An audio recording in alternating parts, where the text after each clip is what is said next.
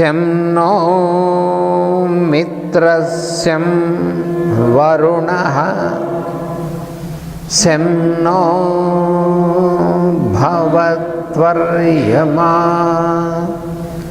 Syam na indro bruhaspatihi Syam no vishnurukramaha Namo brahmane Namaste vayo Tvameva pratyaksham brahmasi Tvameva pratyaksham brahma vadishyami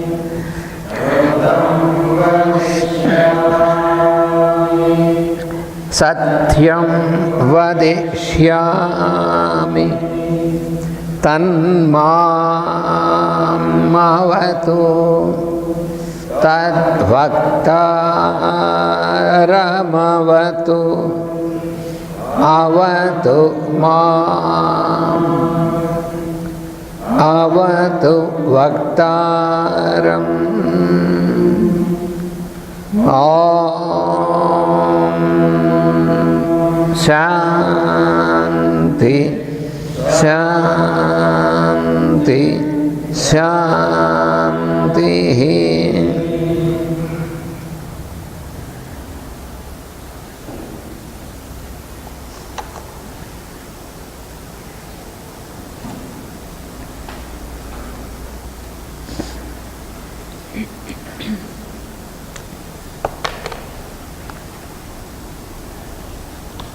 So we pass on to the next two mantras. Мы передвигаемся к следующим двум мантрам.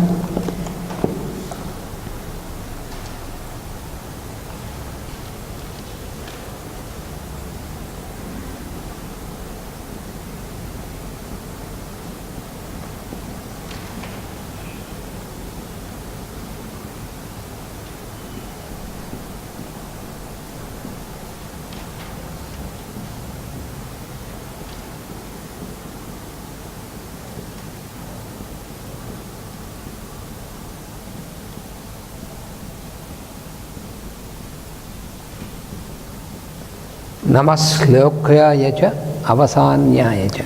Namaslokyaaya ca avasanyaya ca. Avasanyaya ca.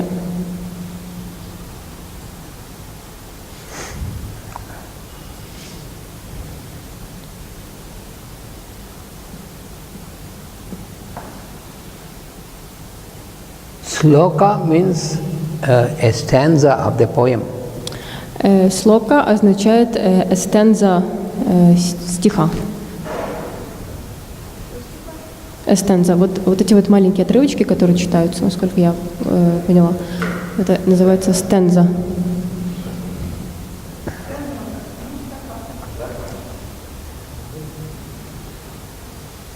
When you study a book of poems, then in the poems you have stanzas. The poems are stanzas. Когда мы изучаем книгу со стихами, стих состоит из строфа. Ну, я думаю, это часть, скорее всего, часть стиха. Но, скорее всего, может быть, это и размер, да, тоже. For example, ну, то есть четверостишье, например, может быть. For example, every day we are chanting many slokas. For example, Ekirala kulam bodhi vidhumanandarupinam anantaryatanu jatam krishnam vande jagadgurum. So this is a poem and these are stanzas. So there are stanzas in the Vedic text because that is also in poetic form. And the stanzas are there in the normal poetry. So these are stanzas. Каждый день, когда мы поем мантры, мы читаем вот эти шлоки, то есть она идет одна за одной. Вот. Ананда Кришна повторил кусочек, и он говорит, что все вот эти строки — это слока. Так же, как и в книжке с художественной поэзией, тоже есть слоки. The poetry, the stanzas in the Vedic texts and also in the spiritual poems, you find the stanzas in which you have the praise of the Lord consciousness, the praise of God, the praise of the Lord. В духовных стихах мы находим вот эти стензы, в которых прославляется сознание Бога. So sloka means stanza. Слока означает стенза. And slokya means the one who is praised by the stanza. И слокья — это та личность, которая прославляется в этой стензе.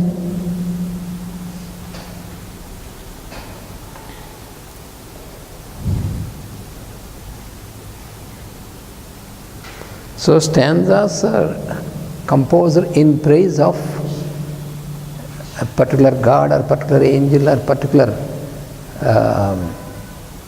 power like that. So the one who is praised by the stanza that is composed. So the one who is praised, sloka is the stanza, slokya is the one who is praised. This is the difference. Слока — это фраза, а слокья — это тот, в чью честь составлена слока. Стенза. Слока. So since here this is the sukta for Rudra, who is the one who is praised by sloka is Rudra. То есть тут Рудра проявлен в том, кому мы молимся конкретно в этой шлоке. Because here sloka refers to the Vedic stanza, not normal poem, normal poetry, because here it is in the sukta, so here it is a reference to the Vedic stanza, and here it is to Rudra Sukta. So in the sukta, the sloka is for Rudra here, a reference to Rudra. So here slokya is, who is the slokya? Rudra is the slokya. То есть в этой части Рудра выступает в образе слоки. То есть стиха получается. So namaha slokyaya. So my salutations to the Rudra who is praised by the stanza here. В этой шлоке приветствуется Рудра, который проявлен в том, кому посвящена эта шлока.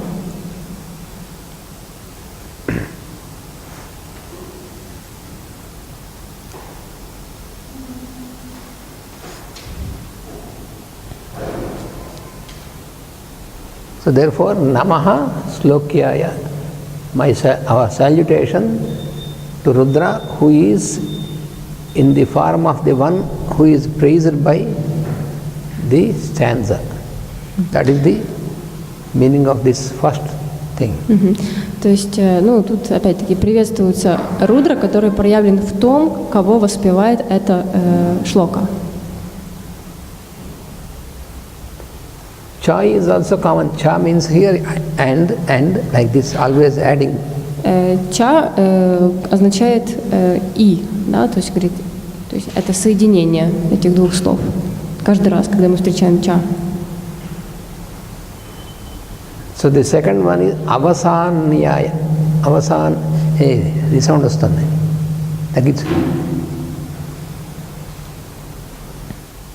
The second one is avasanyaya. Avasana. Here the word is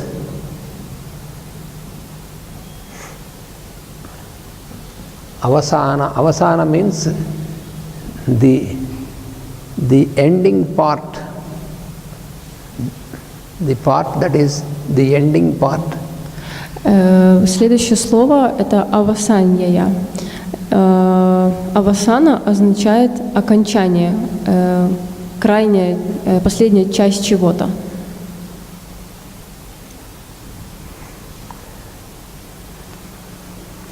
So here, what is meant by this is that because all this is a reference to Rudra. So Rudra, who is praised in the stanza, he is praised in the foremost part of the stanza, and also he is praised at the end part of the stanza. So it is a praise of Rudra in every part. So in the stanza you have the first part, the second part, foremost, and the ending part, like this. В стенде есть начало и окончание, и в этом случае Рудра прославляется в форме стензы в ее начальной и в ее конечной части шлоки.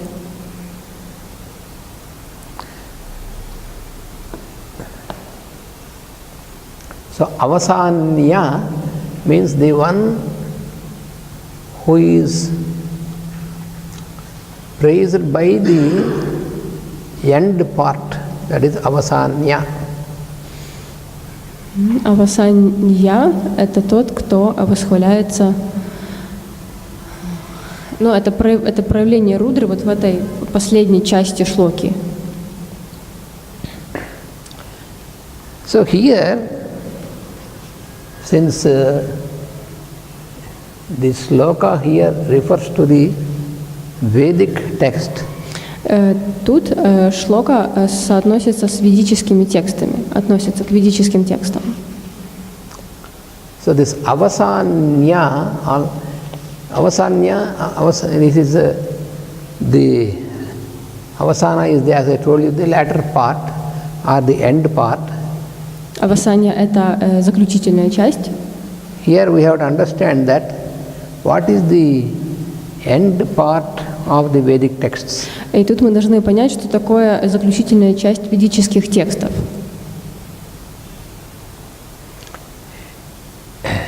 The Vedic texts are classified into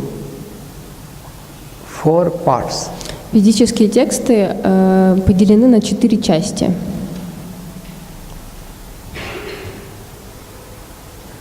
The first part is called Samhita.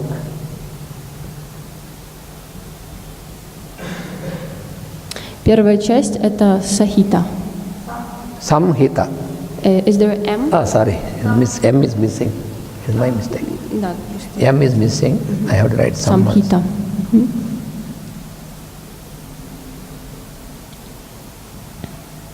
Samhita.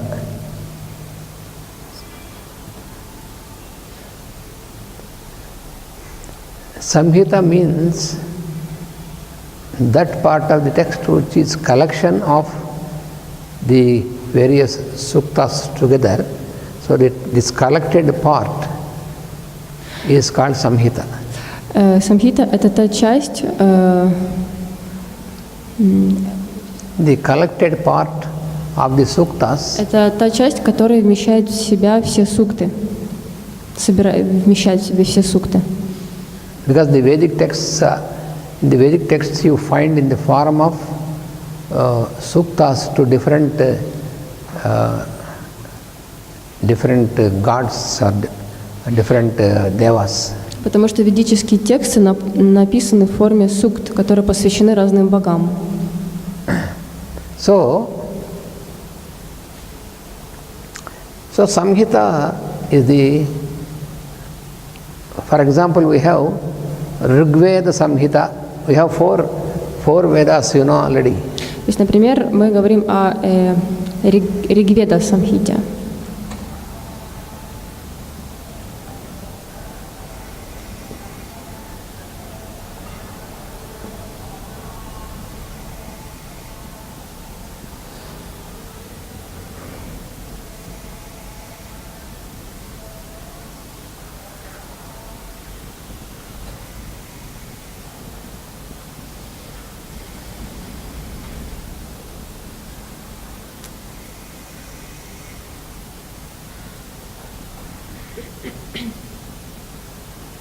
So we have 4.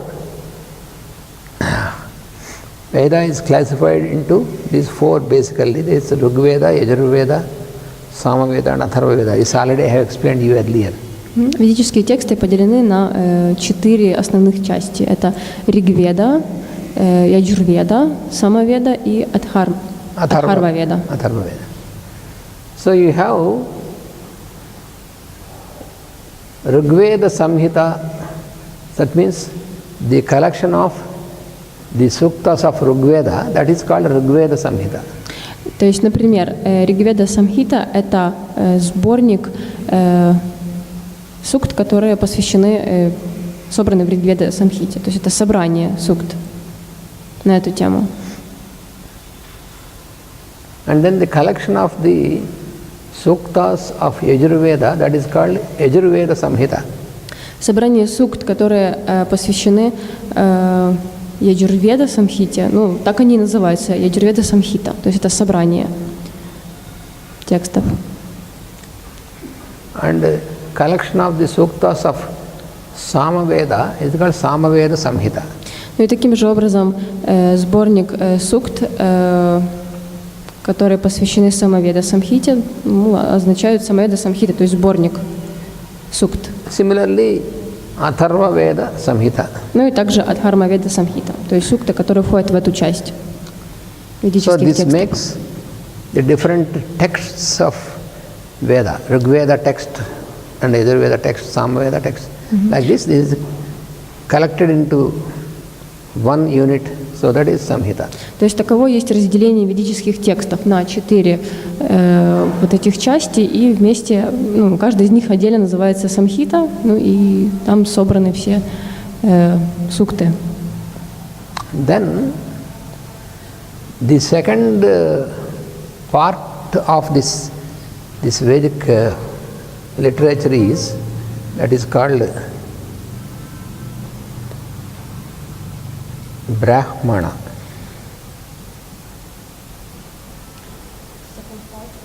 Of the Vedic, second part of the Vedic texts. Вторая часть ведических текстов называется Брамана. So first part is Samhita. То есть сначала идет Самхита, and second part is Brahmana. Вторая часть это Брамана. So for each Veda there is corresponding Brahmana. Для каждой веды есть соответствующая Брамана.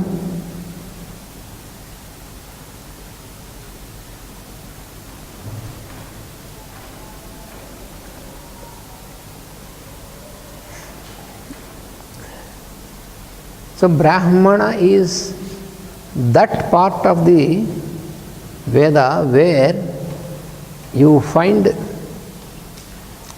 selected parts from the corresponding Veda. Брамана – это та часть вед, в которой можно найти соответствующую информацию из этих 4 категорий. Where you find a synthesis of the subject which is given in the suktas of the particular Veda. Тут можно найти синтез между Брамана и каждой соответствующей категорией из Самхита. Explaining the synthesis of the various phenomena in the creation. Понимая синтез различных феноменов в природе, объясняю. And where you find also the stories that are connected. Story means it's not fairy tales, but it's the story of some of the seers who worked out for the synthesis. So this connected stories for this, you also find in Brahmana. В Брамане мы также можем найти истории, но не сказки, а действительно настоящие истории, которые помогают понять смысл.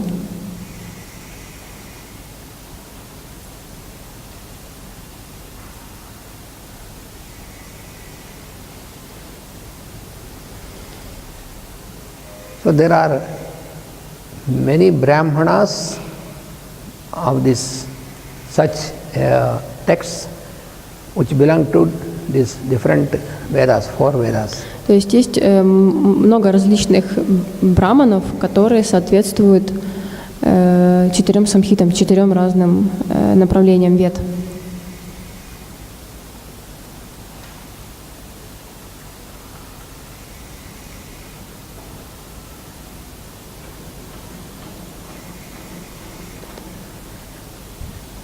For example,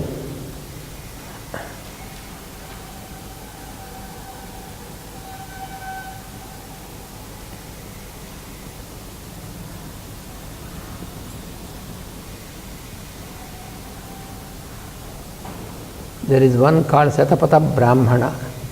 Ну вот, например, есть одна, которая называется Сатапатха Брамана. Sata means 100. Hungry? 100. Sata. Сата означает 100. What is in Russian? What do you say for 100? 100. 100.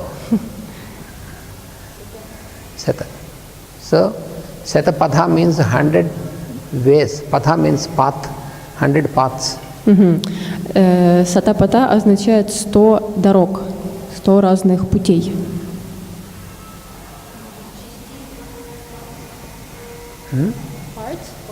Path. P-A-T-H. Все, я правильно услышала. Да, путей. Patha means path.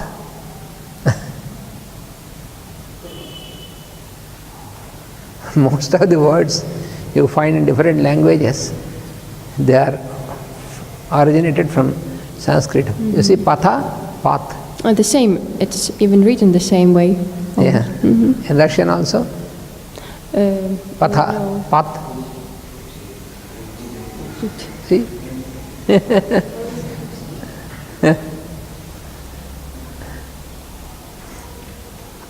And there is another Brahmana.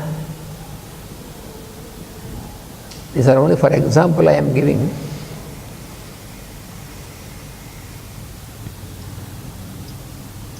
Gopatha Brahmana.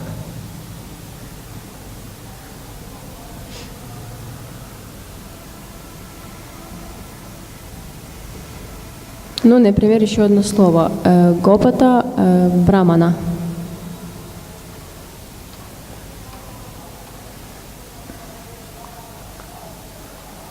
Gopatha, generally the word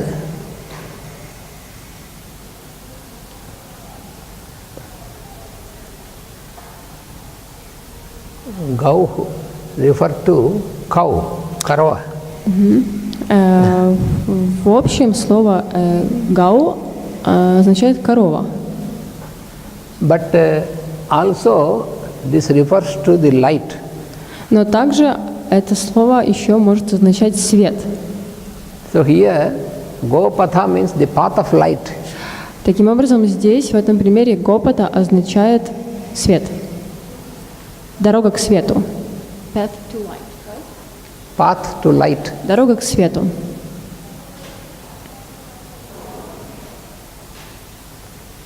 And there is another Brahmana called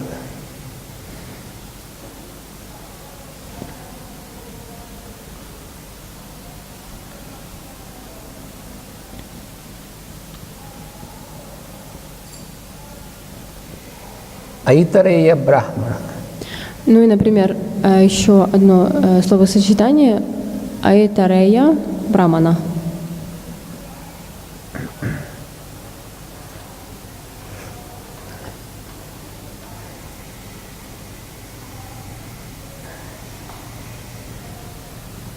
In Sanskrit, На санскрите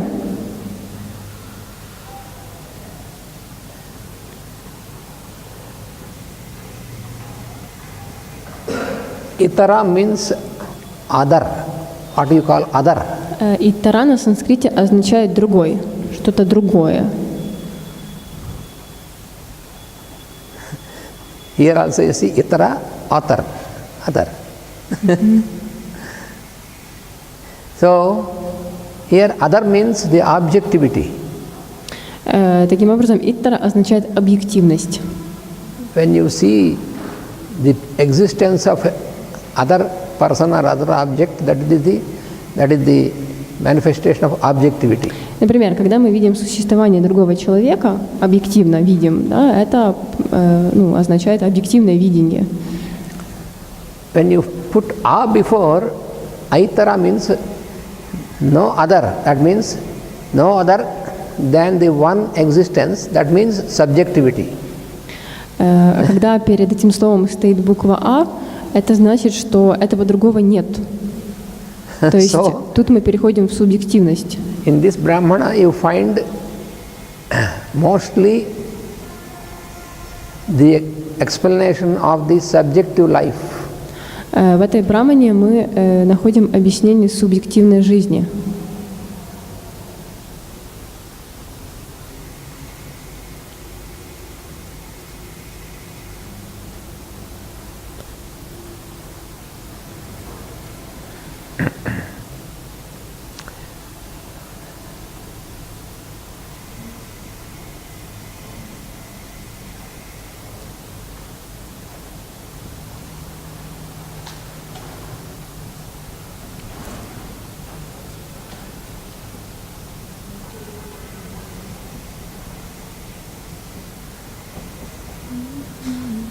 There is another Brahmana, for example, it is called Taittiriya Brahmana.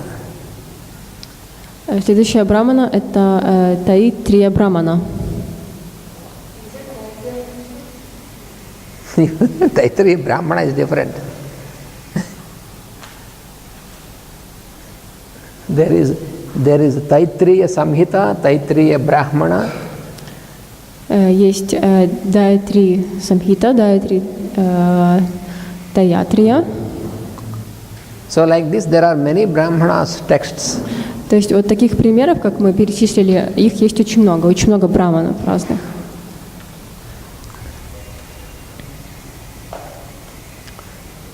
When you see these words, for example, Brahmana, когда мы видим все вот эти слова, например, брамана,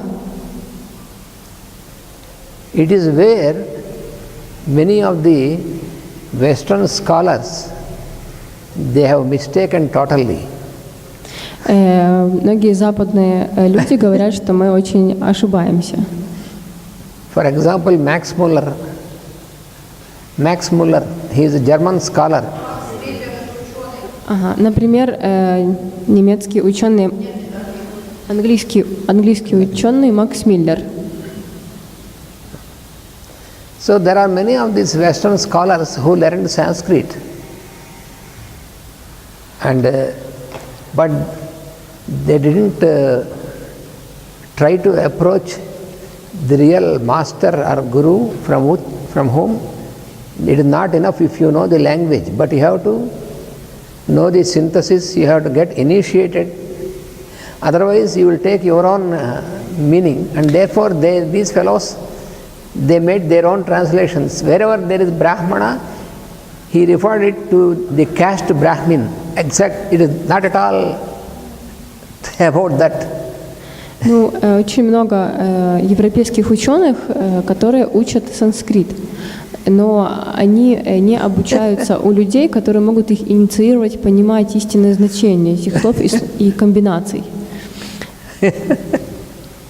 Например, если они берут слово «брамана», то они могут его очень неправильно понимать и неправильно интерпретировать значение этого слова. What you see as a caste now, it was never there in the earlier times. These are very recent. То, что сейчас мы видим, понимаем как каста, его не существовало раньше, в древние времена. Это появилось недавно. But unfortunately, in whole of the Western countries,